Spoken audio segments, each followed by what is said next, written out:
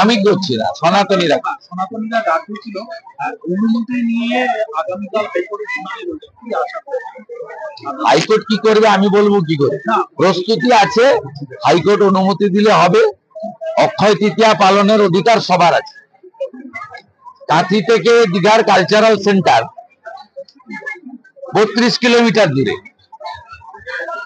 তা ওখানে সরকারি ব্যবস্থায় উনি কালচারাল সেন্টার, সাংস্কৃতিক কেন্দ্র করবেন, একটা ভাস্কর্য। ওটা তো মন্দির নয়।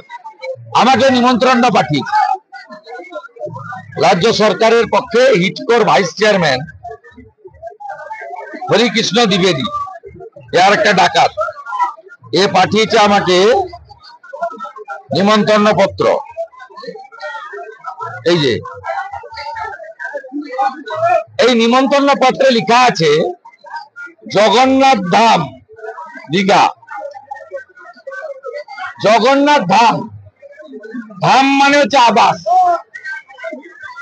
এর পরের ভাষাটা আছে সরকারি নথিতে কালচারাল সেন্টার, যার বাংলা করলে দাঁড়ায় সাংস্কৃতিক কেন্দ্র। ওইটা লিখলে তাহলে জালি হিন্দু মমতার 2 নম্বরই ধরা পড়বে। তাই জগন্নাথ ধামের পরে আর কিছু লেখেনি না, কালচারাল সেন্টার ওটা লিখতে হবে, সরকারি টাকায় করেছে। মন্দির লিখলে সরকারি টাকা খরচ করা যাবে না, তাই শুধু জগন্নাথ ধাম লিখে ছেড়ে দিয়েছে। চিটিংবাজি মমতা ব্যানার্জি রন্ধ্রে রন্ধ্রে, পায়ের নখ থেকে মাথার চুল, চিটিংবাজি আর মিথ্যাতে ভর্তি। আমি হরিকৃষ্ণ দ্বিবেদীকে চিঠি পাঠাচ্ছি সোশ্যাল মিডিয়ায় ট্যাগ করে, যে আপনি যদি বাপের বেটা হন, আপনি যদি আইএস হন, আপনি আমাকে জগন্নাথ ধাম মন্দির বলে লিখে একটা ইনভাইটেশন পাঠান। আমি হিন্দুর ছেলে, মন্দির উদ্বোধনে ডাকলে আমি ভেবে দেখব। আগে মন্দির লিখে পাঠান। মন্দির যদি লিখতে না পারেন, আপনার এই চিটিংবাজি ব্যবসাতে প্রকৃত হিন্দু হিসেবে আমি নেই। আর আপনাদের মাধ্যমে আমি ঘোষণা করছি, মুর্শিদাবাদের শামশেরগঞ্জ ধুলিয়ান কালী মন্দির, বেদবনা শিব মন্দির সহ 9টা মন্দির বিধর্মী জিহাদিরা ভেঙেছে।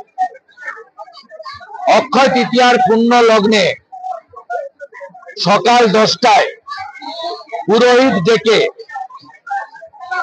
শুদ্ধিকরণ করে একযোগে 9টা মন্দিরের শুদ্ধিকরণ, গঙ্গার জল এবং গোবর জল দিয়ে শুদ্ধিকরণ হোমযজ্ঞ করে এবং পুনর্নির্মাণের কাজ শুরু হচ্ছে। প্রাথমিক নির্মাণ কার্যের একটা অর্থ গতকালই আমি তুলে দিয়েছি, বাকি অর্থ, সম্পূর্ণ অর্থ হিন্দুরাই তুলে দেবে। আগামী 30 তারিখ একযোগে জিহাদি বিধর্মীদের হাতে ক্ষতিগ্রস্ত 9টা হিন্দু মন্দিরের শুদ্ধিকরণ এবং পুনর্নির্মাণের কাজ শুরু হচ্ছে।